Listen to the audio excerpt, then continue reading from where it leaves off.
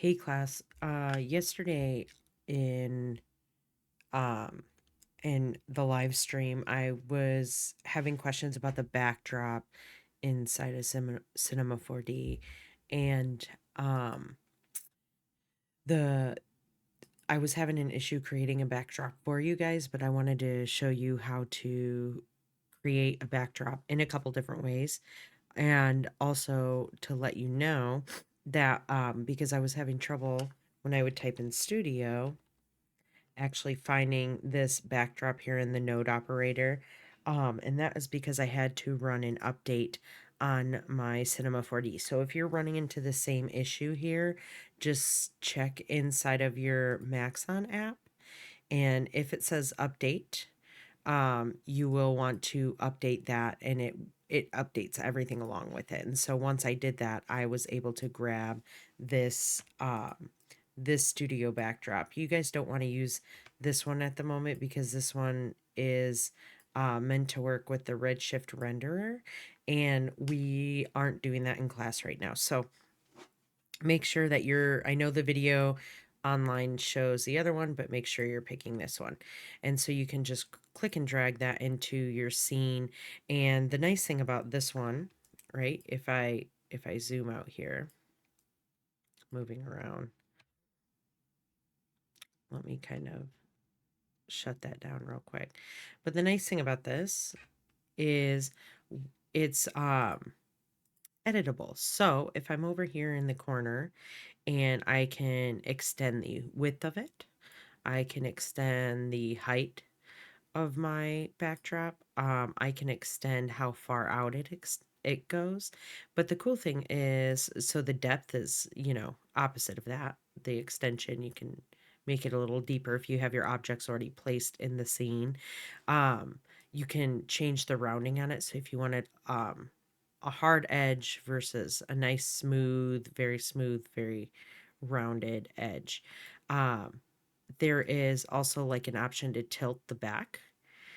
And there's also this drop one will bring the very end down and it'll drop it. But these values do go in the negative. So you can also bring that up if you wanted to. Um, but these are some kind of neat features with this backdrop. The overhang will create the opposite effect over the top and help cast some shadows over the top depending on where your lights are. And the angles are the angle of your, I think this is the angle of your, let me check here, right click. If you're unsure of what a parameter does within Cinema 4D, you can always right click on something and go to show help at the bottom. Apparently that's not helping here right now, but I think what it's doing is just changing the angle of the divisions at the bottom right there. So you have more of them. So if you were to um, tilt this, it it's a little bit smoother. And this changes, oh, maybe it's the angle of your subdivisions in your grid. So keeping that in mind. These are how your UV textures fit onto the backdrop, but right now we're not going to be dealing with that because we're just throwing like a general texture onto these backdrops, right? There are a couple other ways that you can create backdrops, and this is what I was trying to get at yesterday, but I was struggling with a little bit. But I want to show you a couple different ways. I worked with it this morning and figured it out for you guys. So the first method that I was trying to work with was using a plane. And let's go ahead and increase the size of this plane here. And let's increase the segments of this plane as well. So we're going to click on the plane object, and down here in width segments, we're going to increase it. We'll do 40. That sounds good. 40 and 40. Let's put this to 800 by 800. So it's nice and even. And we're going to come in here and we're going to grab a bend deformer. So these little purple um, options here are deformers, and these change the way that the geometry works on your object. they for instance, this one's going to bend it, this one's going to shear, which is kind of like pushing like one top end versus leaving the other in one space, twisting the object, but it doesn't um but these are just like things you can add on, so you can always take them off if you need to. And let me explain that. So I'm going to throw the bend deformer up here, and we want to grab the bend deformer and drag it down onto the plane, onto our geometry.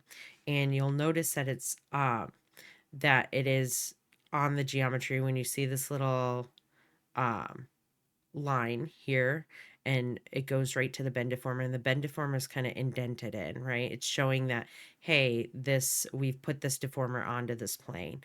um Order does matter when it comes to deformers, and so you definitely want to make sure that you're putting the bend into the plane and not the opposite way around, right? So make sure that it looks like this.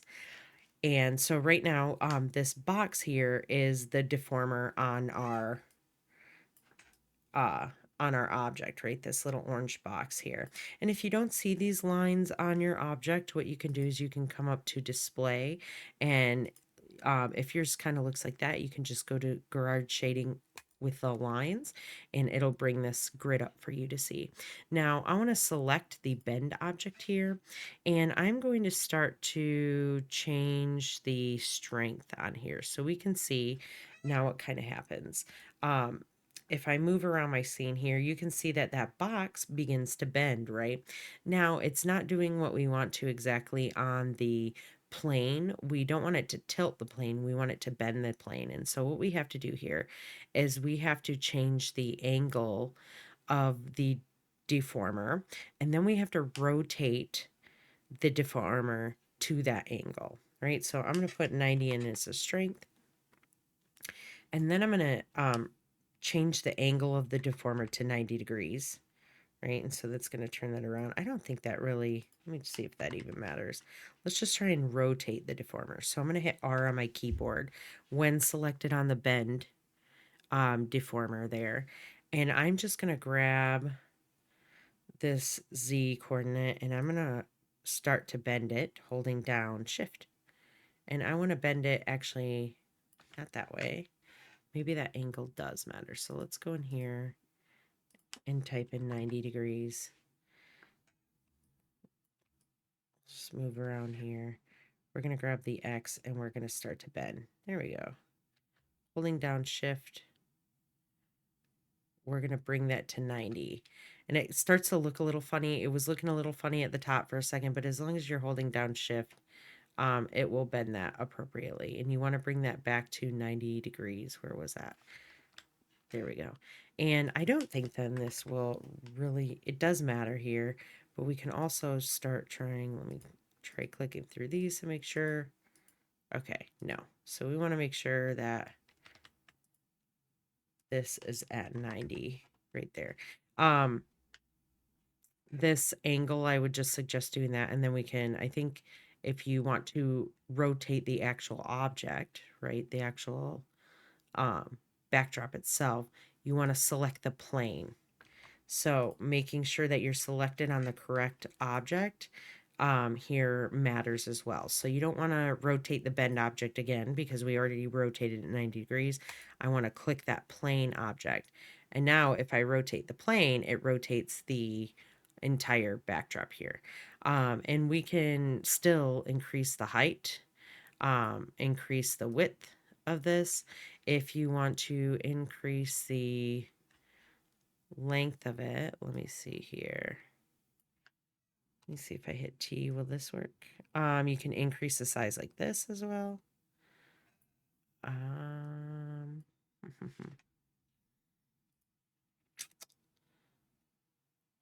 Maybe we can change the size of the deformer.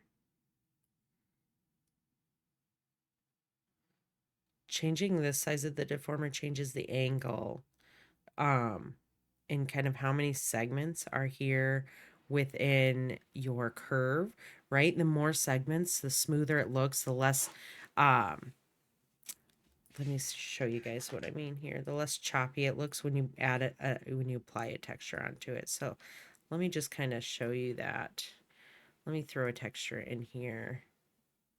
Let's just get something plastic.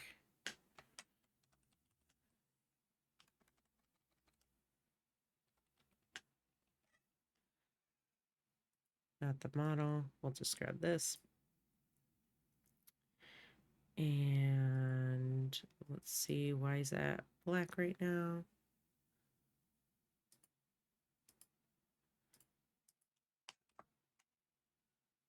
Should this one work?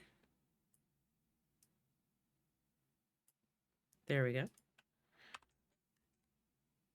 Just grabbed another one for right now. I'll look into the material issues here in a little bit. But if I hit,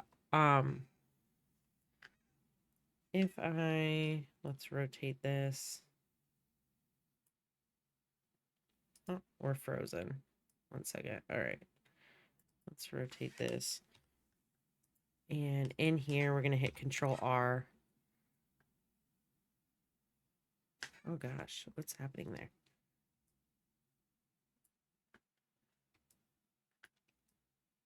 Let's throw in some lights real quick.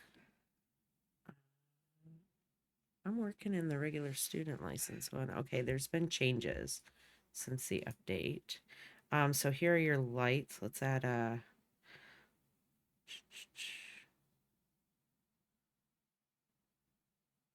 spotlight.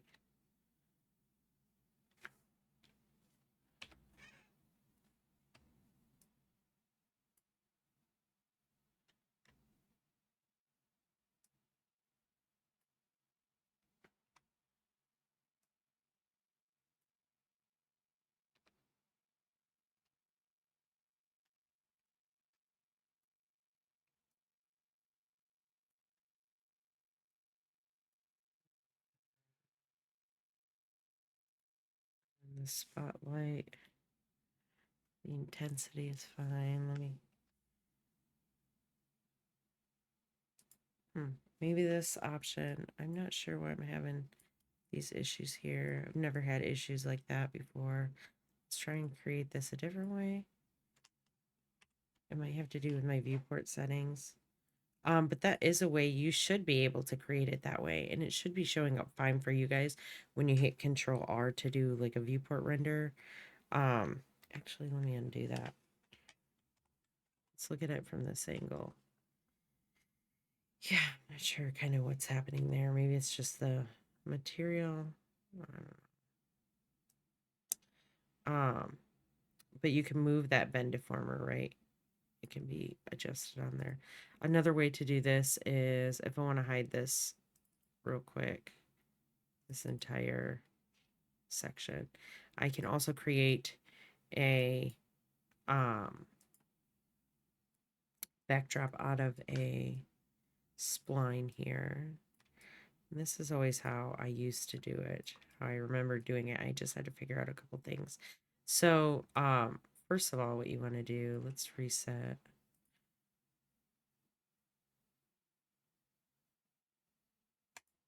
Frame default there. If you want to get back to your original view, just go under view and hit frame default. And it will take you to that original view there. And so let's change, we've got the rectangle spline up here. These section of the little toolbar over here for objects are splines, and these don't have extrusions added to them, right? So there's no actual geometry at the moment. It is just like a line, right? A line in space, and so we have to add geometry to it. Now, the first thing that you want to do is let's change the axis that it's on. We want it on the ZY axis and not the XY axis.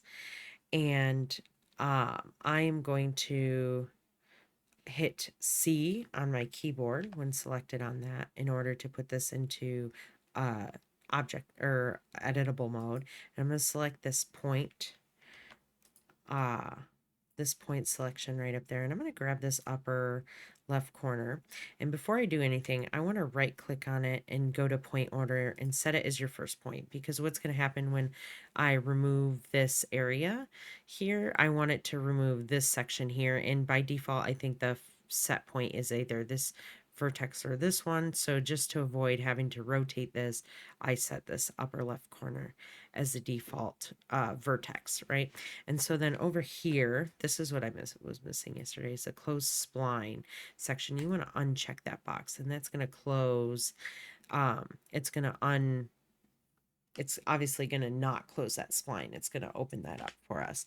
And with that point selected, we're just going to delete it, right? And so now we have this L-shaped spline, which is great. Let me zoom out here a little bit and move this up.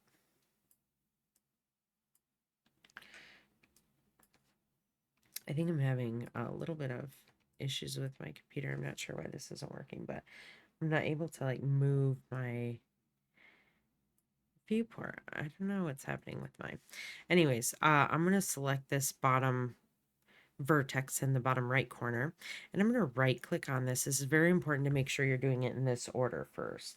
And I'm going to collect chamfer. And what that's going to do is it's going to round this edge out and smooth it out. So I'm going to click and I'm going to drag, and I'm going to continue dragging, and notice what's happening here is while I'm holding down the mouse button, I'm just going to click and drag that out so it's smoothing that area out.